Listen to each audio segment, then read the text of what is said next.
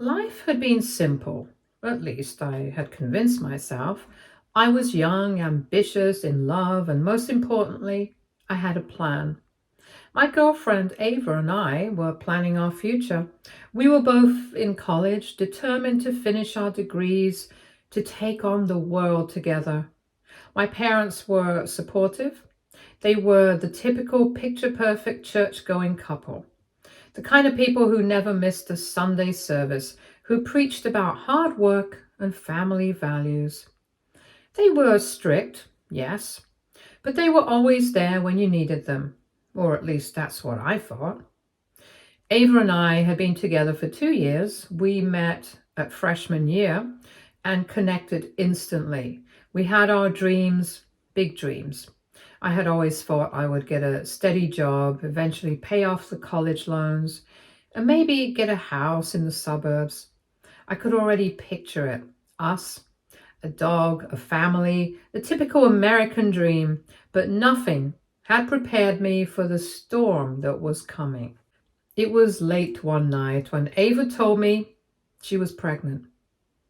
The words hit me like a freight train, knocking all the breath out of me. I wasn't ready for this. We weren't ready. We were still figuring things out. I had my own dreams, and so did she. But there it was, an undeniable fact staring us in the face. The next few weeks were a blur. We talked about it for hours, weighing our options. Ava wanted to keep the baby. She was scared, but her heart was set. I couldn't blame her. I was scared too, but I supported her decision. The more I thought about it, the more I realized that we were about to start a whole new chapter. And this time, it wasn't just about me anymore. It was about us together. But everything shifted the day I found out that my brother Josh had been involved with Ava too. I can still feel the punch in my gut when she admitted it. She was crying, her face buried in her hands. She apologized over and over, but nothing could make the pain go away. My brother, the one I had always considered my best friend, had betrayed me. Not just betrayed me, but had been the one who got her pregnant. I had no words. My whole world turned upside down in that moment. How could he do this to me? How could she? I tried to put it together, but it felt impossible. Ava and I had been in a relationship for over 2 years. How did this happen? I called Josh. I had to hear it from him. When I asked him about it, he acted like it was no big deal. He had never once apologized. He just said it happened and that we had to move on. Move on? My heart felt like it had been ripped from my chest. I couldn't process it. Not from him. And then there were my parents. When they found out about the pregnancy, they seemed oddly calm about it. Too calm. I remember my mom's reaction as if it were yesterday. She just stared at me blank-faced and then muttered something about God's plan. She said it was all part of a bigger picture, a test of faith that we all had a purpose and we had to embrace it. My dad, who had always been the tough one, just nodded in agreement. They didn't even mention the fact that Josh was involved. They just brushed it aside like it was nothing. But when they started talking about the family, that's when I lost it. They said I should support Josh, that this was our chance to show love and forgiveness, and that I needed to let go of my anger. It was all part of God's plan, they said. My mother actually said that, and as much as I wanted to scream, as much as I wanted to tell them how they had failed me, nothing I said could change them. They were so blinded by their faith that they couldn't see the damage this was causing me. The days that followed were chaotic. My parents kept pressuring me to forgive Josh, to help him. They tried to convince me that it was for the greater good. They told me to be a bigger man, to rise above it. They said I was the older brother, that I should be setting an example for the family. The hypocrisy was overwhelming. They said they had sacrificed so much for me, and now it was my turn to make things right. The more they spoke, the more I felt like I was being suffocated. I could see it clearly now. Everything I had worked for, everything I had built in my mind for the future was slipping away. My dream of graduating, of living independently, of making something of myself, it was all slipping through my fingers like sand. My life wasn't just being derailed, it was being taken over by my family's decisions, by a betrayal I couldn't ignore, by a plan that wasn't my own. But then came the worst part. My parents turned on me. They didn't say it outright at first, but every conversation, every suggestion they made about how I should handle things felt like an attack. They had made their choice. They would support Josh and Ava, and I was expected to fall into line. I told them I couldn't support Josh. Not after what he did. I couldn't help with the baby. I had my own future to think about, and that didn't include cleaning up my brother's mess. They didn't take it well. My father was furious. He said I was acting selfish and that I was abandoning my family when they needed me most. My mother's voice cracked as she begged me to reconsider. She said I couldn't turn my back on my brother, that this was a test of faith and that I would regret it. But nothing they said made sense. They had never once held Josh accountable for what he did. They had never once asked him to make amends. That's when it happened. The moment everything changed, they kicked me out. It wasn't some big dramatic showdown, just a cold, methodical decision. They told me I couldn't stay in the house anymore. They said they couldn't have me around if I was going to continue being so negative, so divisive. They told me to leave and that I would never be welcome back unless I apologized to Josh and accepted the plan. And that was it.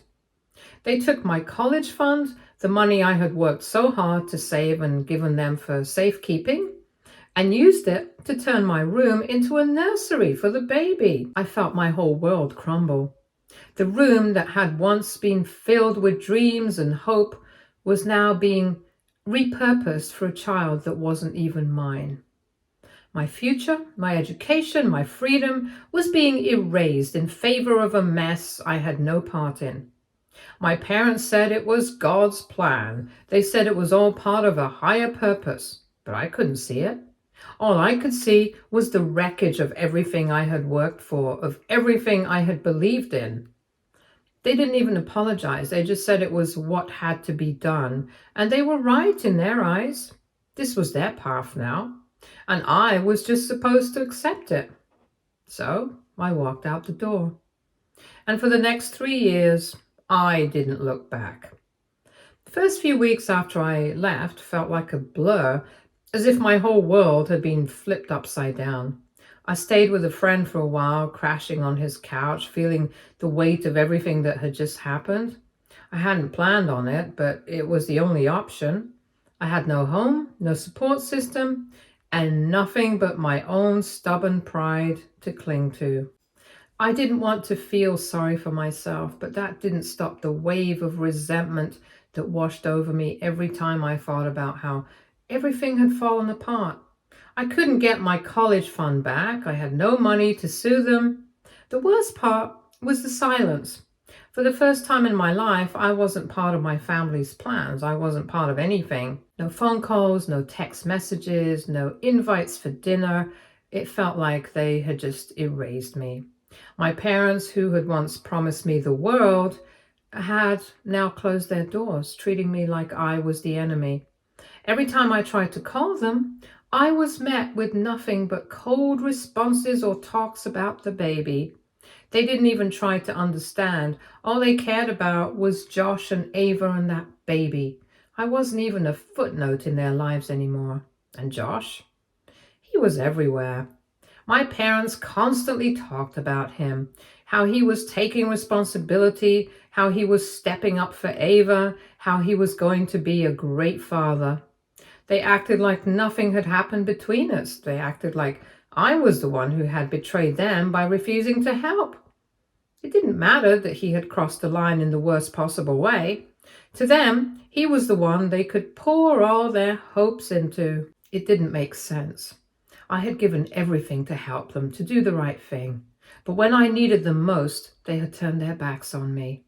And all for the sake of a child that wasn't even mine. It was a sick joke. My entire life was being rewritten by people who didn't even care to hear my side of things. They were too caught up in their plans to even notice the destruction they had caused.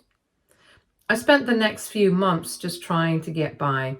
I enrolled in classes at a community college, figuring it was better than nothing. I worked at a part-time job at a coffee shop, trying to make ends meet. I tried not to think about my past, about what my parents had done. But no matter how hard I tried, the anger would creep in. The betrayal was always there, gnawing at me, reminding me of everything I had lost. But long after I'd stopped expecting anything from my family, the number flashed on my screen, one I hadn't seen or thought about in years. For a moment I stared at it, debating whether to answer. My curiosity won out. I swiped to accept, lifting the phone to my ear with an almost clinical detachment. Her voice cracked through the line, small and trembling. It was my mother. She said my name like a prayer, like the sound of it alone might save her. I stayed silent, letting the weight of her own desperation pull her down further. The silence must have unnerved her because she immediately began explaining, her words tumbling over each other in a messy, incoherent stream. She told me they'd lost everything, the house, their savings, all the stability they once took for granted. It was all gone. She said she couldn't explain it. Something about a failed investment and some vague mention of a scam. She said my father had been too proud to admit they were in trouble until it was too late. Now they were drowning, barely keeping the lights on, barely scraping together enough for food. She asked if I was still there, her voice cracking under the weight of her own shame. I told her I was listening, keeping my voice deliberately even, detached. I wanted her to feel the distance, the chasm they had created when they turned their backs on me. She continued, her words faltering but persistent. She said she wished things had been different and that she regretted how they treated me. She begged me to come home, to help them, to be the son they needed now that they had no one else. I waited until her words ran out, until her pleas hung in the air like smoke in a closed room. When I finally spoke, my voice was calm, measured, almost clinical. I told her it had been 3 years since they decided they didn't need me. 3 years since they took everything I had worked for and gave it to someone who hadn't earned a thing. I told her I spent those years clawing my way back from the hole they'd thrown me into, rebuilding my life brick by brick, alone. And now, after all this time, she thought she could pick up the phone and undo all of that with a few tears and a half-hearted apology. I didn't raise my voice. I didn't need to. Each word was like a scalpel slicing through whatever lingering illusions she might have held about forgiveness. She tried to interrupt, but I wouldn't let her. I told her she didn't get to rewrite history just because it suited her now. I told her I was nothing to them then, and I was nothing to them now. Her voice cracked, desperate. She asked me if I really hated them so much that I'd leave them to suffer. She said they were my parents and that blood was thicker than water. I laughed.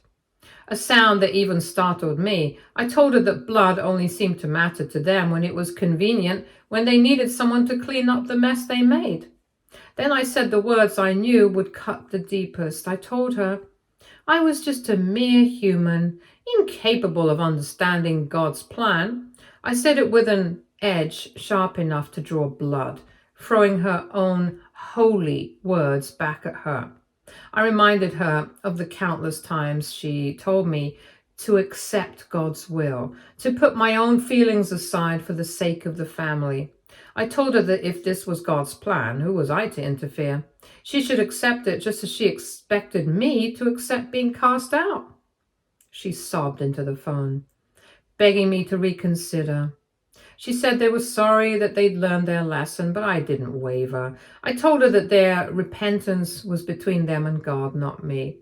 I wasn't their savior. I wasn't their second chance. She tried to invoke memories of the past, of when I was a child, of the good times we had. She said she had loved me then, that she still loved me now. I told her love wasn't something you could turn off and on like a faucet. I told her love wasn't what they showed me when they threw me out of their house, when they stripped me of my dignity, stole my money, and called it God's will. Her sobs grew louder and more frantic, but I didn't let it affect me. I had spent too many nights crying alone, too many days wondering if I'd ever be whole again. Her tears couldn't reach me now. They couldn't undo what had been done. I told her I didn't owe them anything. Not my time, not my money, not even my sympathy. I told her that the choices they made had consequences, and it wasn't my job to shield them from those consequences now that they were finally feeling the weight of them. I reminded her of the nursery they built in my old room, the one that was supposed to be for my brother's child. I told her to turn to him now, to the son they chose over me. If anyone should be stepping up to save them, it was him. She begged me not to hang up, but I was done. I told her that I hoped they would find peace in their faith, the same faith they weaponized to destroy me, and then I ended the call. For a long moment, I just sat there staring at the phone in my hands. I expected to feel something. Anger, sadness, even guilt, but there was nothing. Just a cold, empty stillness. They had built this distance between us brick by brick, and now it was impenetrable. I put the phone down, went back to what I was doing before the call, as if nothing had happened. Maybe that's what scared me the most, that their desperation, their tears, their regret meant nothing to me anymore. They had turned me into a stranger, and I had let them. Now there was no going back. Update 1. It was Josh. He started with a calm, almost nonchalant greeting. He said he wanted to talk. The instant I heard his voice, a flood of memories rushed back, memories of the man who had been a part of the mess that turned my world upside down. I felt my stomach tighten and my throat go dry, but I didn't let him get to me. I refused to. I asked him what he wanted, keeping my voice cold and guarded. I wasn't about to make it easy for him. He said he knew things were messy, but that wasn't the real issue. He told me he needed to explain something. He sounded serious, like he'd been sitting on these words for far too long. As much as I hated the man, I found myself listening. Part of me, no matter how much I tried to resist, still hoped for some accountability, some kind of apology. Josh kept going slowly, as though choosing his words carefully. He admitted that he had messed up. He said he didn't know how to handle everything and that it had all spiraled out of control. He even said he regretted it, the tone in his voice softening as he expressed that he had never intended for things to get this bad. For a moment, I almost let myself believe him. I almost convinced myself that there was remorse behind his words. But then the anger came rushing back faster than I could stop it. My voice shook as I repeated the word, sorry, and my sarcasm dripping with every syllable. Was that really all he had to say? Was he seriously trying to reduce everything to a quick apology? After everything they had done to me, their selfishness, their lies, their disregard for me? I wasn't buying it. I reminded him that his apology wasn't enough. It wasn't nearly enough. He had taken everything from me. He had destroyed it all with one careless act, and now he expected me to just accept his apology and move on. Josh didn't respond right away. I could almost hear him thinking, searching for the right words to salvage the conversation. I didn't care anymore. He wasn't sorry. He was only sorry he got caught, sorry that things didn't go the way he thought they would. His regret didn't matter. His remorse didn't change the fact that I had been left behind, abandoned by my own family. When he finally spoke again, his voice was softer, filled with more emotion than I had heard before. He told me that he wasn't trying to guilt trip me, that he wasn't asking for my money or for me to fix things for him.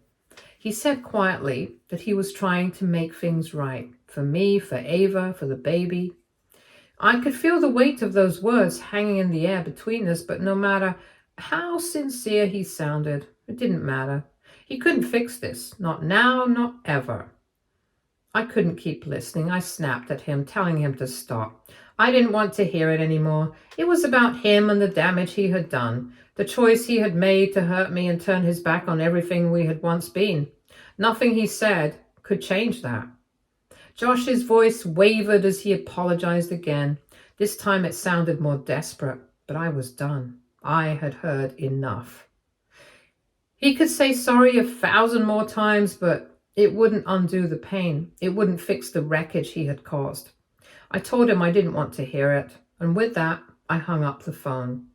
Update 2, 1 week later. The phone rang again, a week later.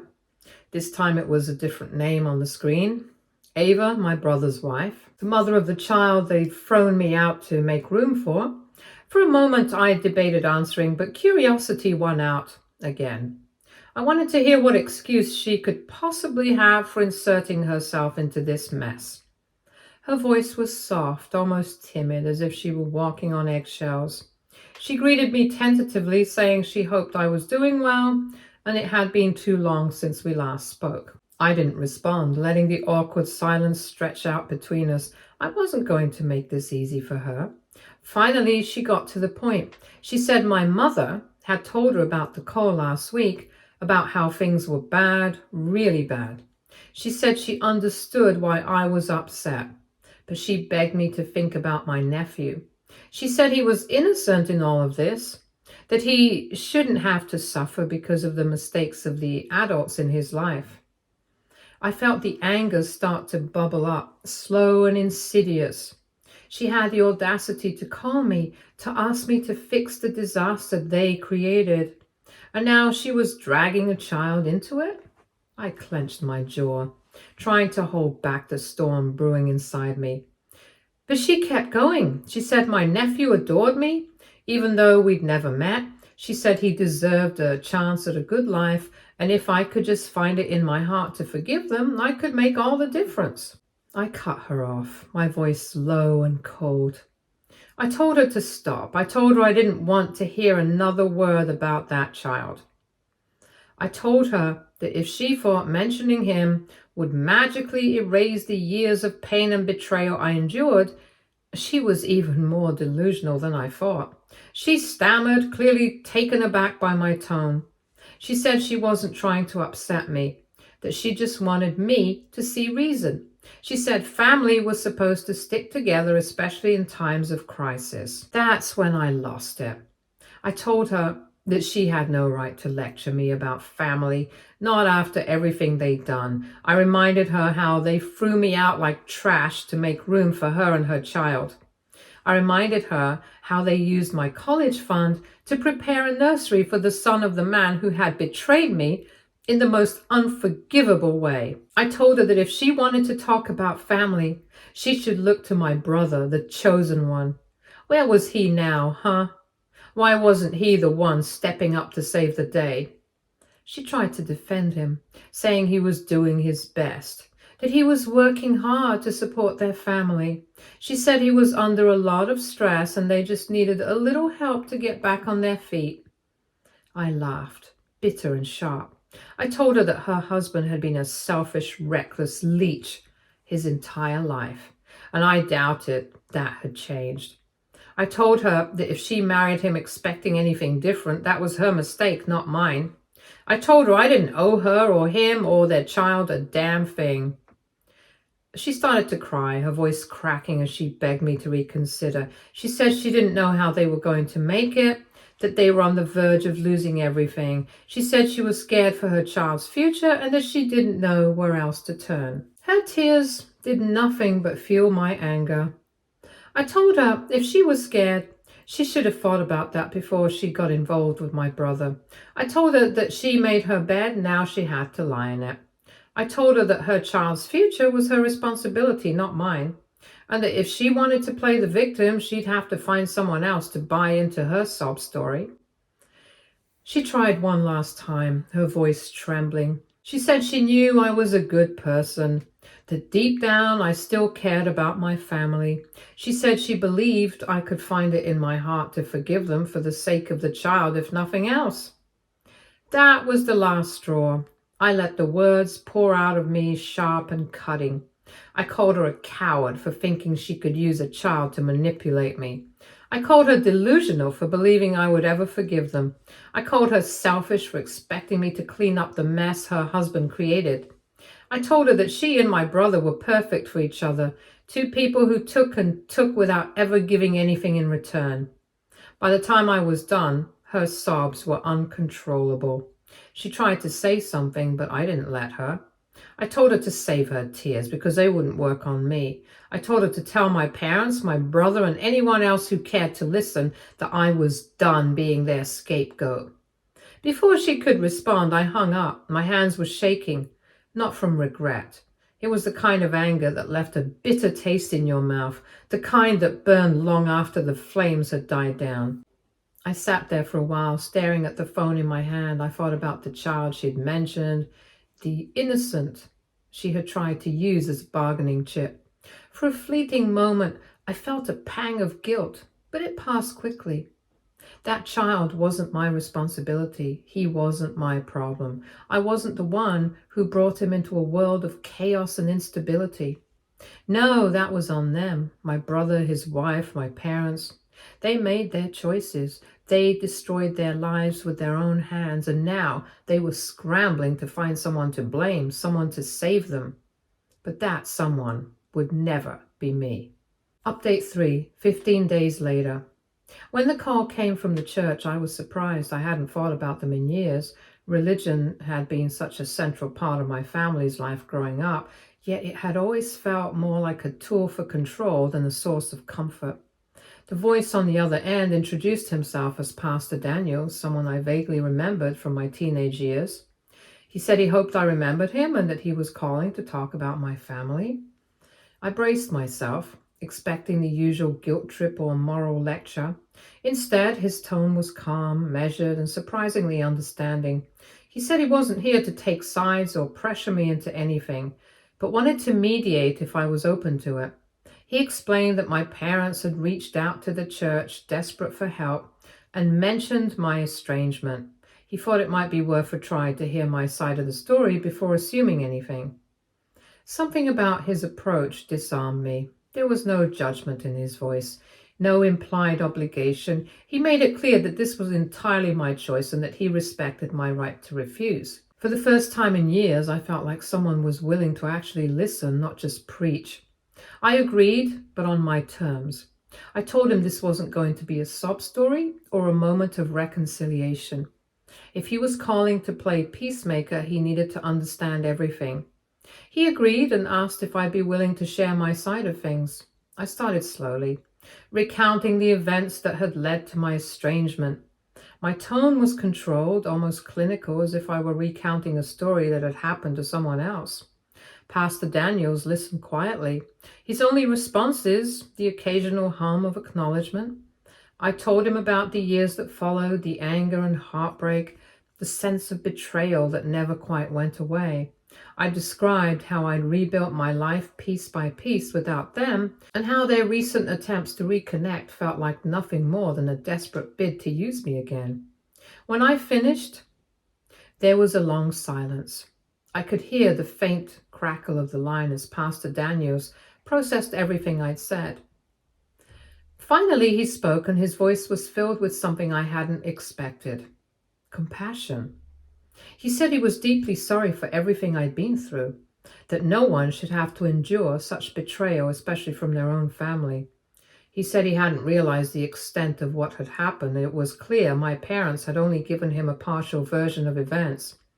He admitted he had been prepared to ask me to consider forgiveness, but now he understood that this wasn't a simple matter of letting go. He said it was clear that my family's actions had caused lasting harm, and that forgiveness, if it ever came, would have to be on my terms and timeline. Here was someone from the church, a symbol of the very faith my parents had used against me, acknowledging the wrongs I had suffered. It was a strange, almost surreal feeling, like a weight I hadn't realized I was carrying had been lifted, even if just a little. I told him I appreciated his understanding, but I made it clear that I had no intention of reconciling with my family. I told him that their recent pleas for help felt like manipulation, not genuine regret. I explained that I couldn't trust them to change, and I wasn't willing to open myself up to more pain. Pastor Daniel said he respected my decision and wouldn't push me to reconsider. He said he believed that healing was a deeply personal journey and that it wasn't his place to dictate how or when I should take that path. He said he'd continue to pray for me, not in the hollow, performative way I'd grown accustomed to, but in the hope that I would find peace in whatever form that took. I was grateful. Stay tuned for more stories from our girl relationships.